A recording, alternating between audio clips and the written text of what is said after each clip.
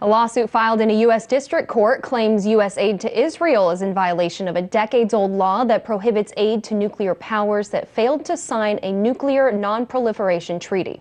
The lawsuit comes as the U.S. and Israel are in the middle of negotiating an unprecedented foreign aid package that could send up to $4 to $5 billion to Israel each year for 10 years.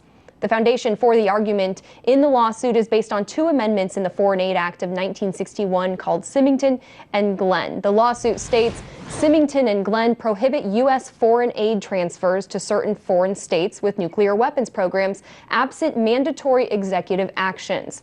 Well, I was joined by Israeli peace activist and author of The General Son, Miko Peled. He broke down specifically what the lawsuit is alleging. Having a policy that's anti-Israel is nothing wrong with that. I think it's a good thing. But as to this actual point, America has laws regarding who they may and may not sell weapons to. And so a nuclear power that refuses to sign the non-proliferation agreement is one of those.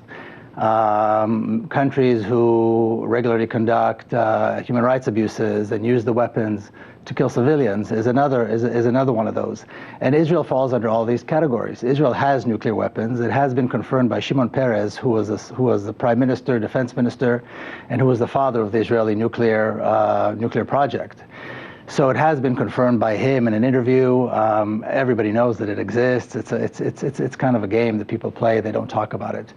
And this is very valid. The United States is getting away with murder by complicity to the crimes that Israel commits against the Palestinians, and this is not from today. This is going back decades.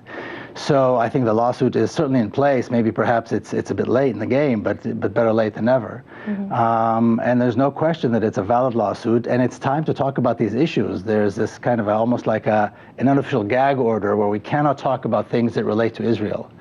In fact, I think there is some kind of a guidelines that the U.S. government has put out in regards to how Israel's nuclear capabilities need to be discussed, so that we don't talk about them too much and that they are kind of kept hidden. It's time to talk about these issues. Americans need to know. Well, it is certainly timely because we are talking about this huge aid package. We've never seen a foreign aid package that is this substantial, and rumors are circulating that Obama and Israel might be able to get this done this month. So hence why this lawsuit is being dropped. They say the lawsuit was actually 10 years in the making, though, too. So they've worked very hard on this. But the researcher, Grant Smith, he says since this original ban went into effect about nuclear powers, the U.S. has given $234 billion in aid to Israel. But there seems to be one thing standing in the way of his argument, and that's that no one on the U.S. side or currently on the Israeli side has officially confirmed that Israel has a nuclear bomb. Like you said, there was that one interview where they spoke about it, but this consensus is that no one talks about it. It's believed to be the case, but it's not official. Well, because Israel wants to keep it secret, and America is in collusion with Israel on all of these different issues. And there is this ongoing, maybe unofficial or perhaps official agreement between Israel and the United States to completely ignore any crimes committed by the State of Israel. If we look, for example, at the way the United Nations Convention on Genocide is described, genocide is defined, Israel has been committing genocide for the last 7 decades. If you compare the two, well, America shouldn't be sending weapons at all to Israel based on that as well. So using that word, though, the UN human rights groups, no one else uses that word. Well, perhaps it's time. The fact that they don't use it is, again, part of the problem. The fact that, as we saw in the previous report, Israel keeps destroying buildings and institutions that were built with EU money, with European money for Palestinians, and Israel doesn't care, destroys it, and there are no repercussions. In other words, Israel gets away with murder either way, both with the United States and the EU.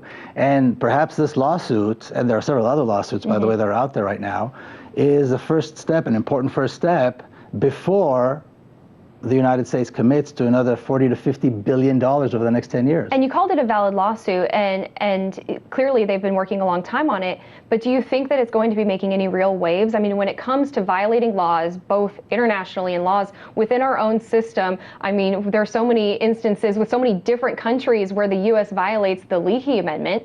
The government never seems to be held to them. No, they don't. And in the case of Israel, it's particularly important because Israel is about to get $40 to $50 billion in the next 10 years, and it's already received, like you said, somewhere between 250 and 300 billion dollars from the U.S. over the last several decades. So Israel is not the same as other countries because of this huge foreign aid packet that it receives, and the unlimited supply of weapons that it receives from the United States. So we can't compare Israel to other countries necessarily. And besides, I think the crimes that are being committed by Israel are so blatant and so clear, and in one of the most high-profile places in the world, so you can't even, it's not like it's even hidden, or you can say, well, we didn't see or we didn't know. So this is the time to act, and it's, like I said, it's better late than never. We'll leave it there. Miko Peled, former member of the Israeli Special Forces, author of The General's Son, thank you so much. Thank you.